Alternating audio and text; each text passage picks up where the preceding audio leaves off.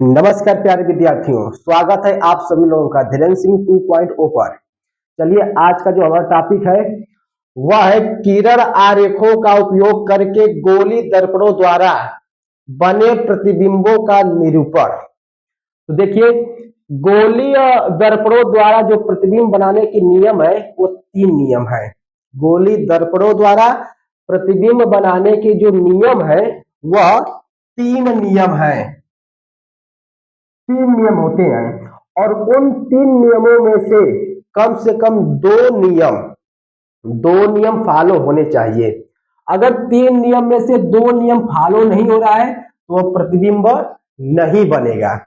तो चलिए 3 नियमों को हम लोग ध्यान पूर्वक पढ़ते हैं, फिर जो गोली दर्पण के प्रकार है, अवतल दर्पण और उत्तल दर्पण, उससे कैसे प्रतिबिंब बनता है उसको हम लोग सीखेंगे। तो चलिए देखिए, प्रथम नियम क्या है? प्रथम नियम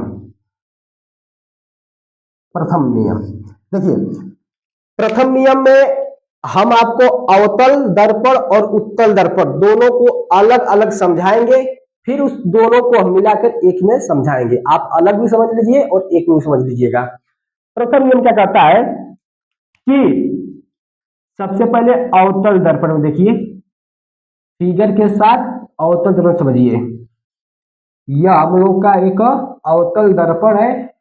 यह ध्रुव हो गया, यह फोकस हो गया, यह वक्रता केंद्र हो गया। तो प्रथम नियम यह कहता है कि मुख्य अक्ष के समांतर चलने वाली प्रकाश की किरण दर्पण से परावर्तन के पश्चात मुख्य फोकस से होकर गुजर जाती है।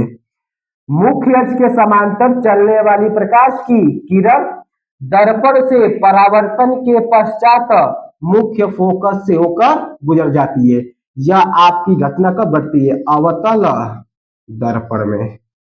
अवतल दर्पण में, यह अवतल दर्पण में। प्रथम नियम यही है कि मुख्य अक्ष के समांतर चलने वाली प्रकाश की किरण परावर्तन के पश्चात मुख्य फोकस से होकर गुजर जाती है।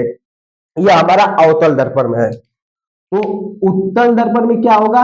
उत्तल दर्पण में समझिए, M1 M2, यह हमारा बन गया एक उत्तल दर्पण। यह P हो जाएगा, F और C। तो इसमें भी वही है कि मुख्य अक्ष के समांतर चलने वाली प्रकाश की किरण, मुख्य अक्ष के समांतर चलने वाली प्रकाश की किरण दर्पण से परावर्तन के पश्चात, दर्पण से परावर्तन के पश्चात मुख्य फोकस से आती हुई प्रतीत होती है। मुख्य अक्ष के समांतर चलने वाली प्रकाश की किरण दर्पण से परावर्तन के पश्चात मुख्य फोकस से आती हुई प्रतीत होती है। यह हमारा प्रथम नियम होता है। अब इन दोनों नियमों को, यह आपका उत्तल दर्पण में, उत्तल दर्पण में, उत्तल दर्पण में।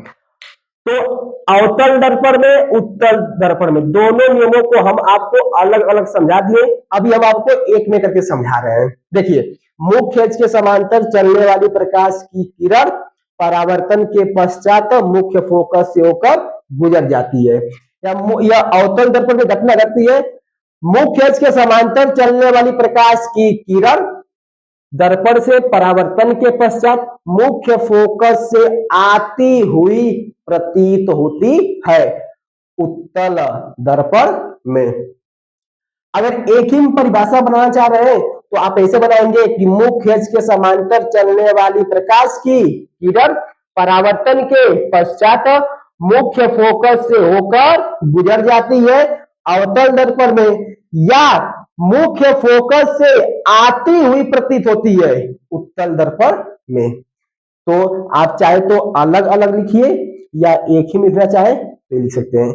यह हमारा होता है प्रथम नियम। तो प्रथम नियम क्या होता है समझ में आ गया होगा। चलिए अब हम लोग चलते हैं द्वितीय नियम की ओर, और द्वितीय नियम को भी ऐसे ही पहले अलग अलग पढ़ेंगे और फिर एक ही में समझेंगे। बिना इसके समझे आप आगे की जो भी हेडिंग है उसको समझ नहीं पाएंगे। द्वितीय नियम। देखिए द्वितीय नियम क्या होता है, इसके लिए भी सबसे पहले हम बनाते हैं अवतल दर्पण। पहले अलग अलग समझेंगे फिर एक में। यह हमारा ध्रुव हो गया, यह फोकस हो गया, यह वक्रता केंद्र हो गया। तो देखिए द्वितीय नियम क्या कहता है, यह आपका अवतल दर्पण है। अवतल दर्पण, पहले अवतल दर्पण समझिए फिर उत्तल समझेंगे। देखिए द्वितीय में क्या होता है कि मुख्य फोकस से होकर जाने वाली प्रकाश की किरण, मुख्य फोकस से होकर जाने वाली प्रकाश की किरण दर्पण से परावर्तन के पश्चात, दर्पण से परावर्तन के पश्चात मुख्य अक्ष के समांतर हो जाती है। मुख्य फोकस से होकर जाने वाली प्रकाश की किरण दर्पण से परावर्तन के पश्चात मुख्य अक्ष के समांतर हो जाती है। यह अवतल दर्पण में होता है, यह द्वितीय नियम का अवतल दर्पण में होता है। चलिए उत्तल दर्पण में समझते हैं।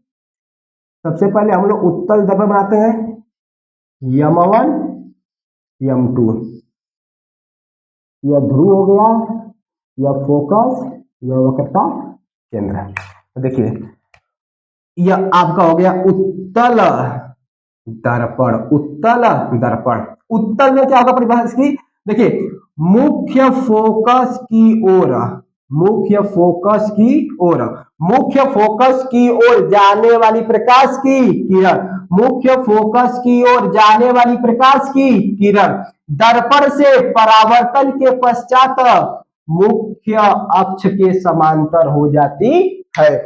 मुख्य फोकस की ओर जाने वाली प्रकाश की किरण दर्पण से परावर्तन के पश्चात मुख्य अक्ष के समांतर हो जाती है। यह उत्तल दर्पण में घटना घटती है। अवतल में क्या होता है, मुख्य फोकस से होकर जाने वाली प्रकाश की किरण दर्पण से परावर्तन के पश्चात मुख्य अक्ष के समांतर हो जाती है। यही उत्तल में क्या होता है कि मुख्य फोकस की ओर जाने वाली प्रकाश की किरण दर्पण से परावर्तन के पश्चात मुख्य अक्ष के समांतर हो जाती है। अब इन दोनों की परिभाषा अगर आप एक ही में लिखना चाहते हैं तो ऐसे लिखेंगे कि मुख्य फोकस से होकर जाने वाली प्रकाश की किरण दर्पण से परावर्तन के पश्चात मुख्य अक्ष के समांतर हो जाती है। यह किसमें होता है, आपका अवतल दर्पण में। या मुख्य फोकस की ओर जाने वाली प्रकाश की किरण दर्पण से परावर्तन के पश्चात मुख्य अक्ष के समांतर हो जाती है। तो यह आपका हो गया द्वितीय नियम। और ये द्वितीय नियम हो गया, आप ऐसे ही फिगर बना के आप इसको दिखाना पड़ेगा। और बिना इसके समझे आप आगे का कोई भी हेडिंग समझ नहीं पाएंगे कि अवतल दर्पण में उत्तल दर्पण में कैसे प्रतिबिंब बनता है, वो आपको समझ में आएगा नहीं। देखिए एक और नियम होता है तृतीय नियम। तृतीय नियम, तृतीय नियम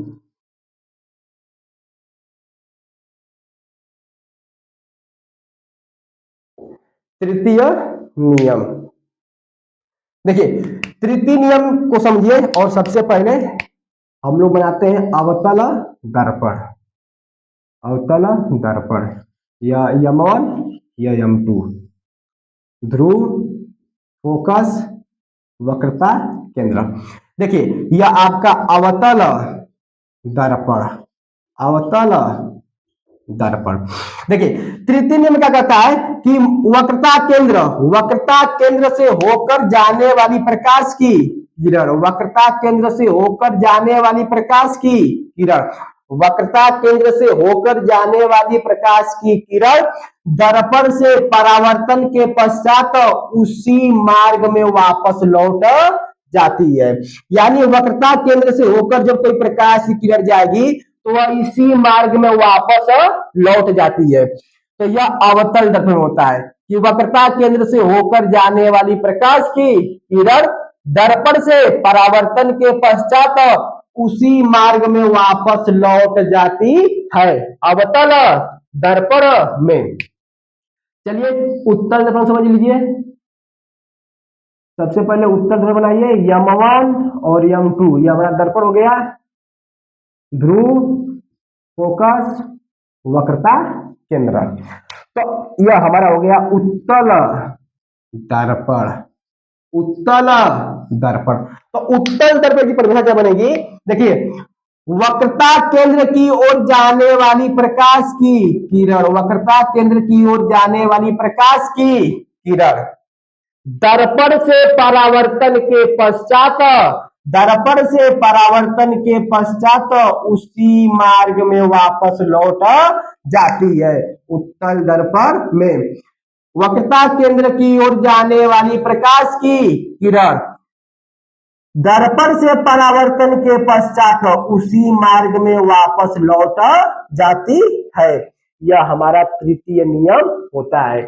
तो किरण आरेखों का उपयोग करके गोली दर्पणों द्वारा बने प्रतिबिंब का निरूपण, यानी कि जो गोली दर्पण से प्रतिबिंब बनाने के नियम है वह 3 नियम है, और यह तीनों नियम को हम आपको क्या के विस्तार पूर्वक बता दिए कि कैसे कैसे यह आपका बनेगा। अब हम लोग पढ़ेंगे आगे कि अवतल दर्पण द्वारा बने प्रतिबिंब या अवतल दर्पण से कितने प्रकार से प्रतिबिंब बन सकता है, यह हम लोग पढ़ेंगे अगले वीडियो में। तब तक के लिए नमस्कार।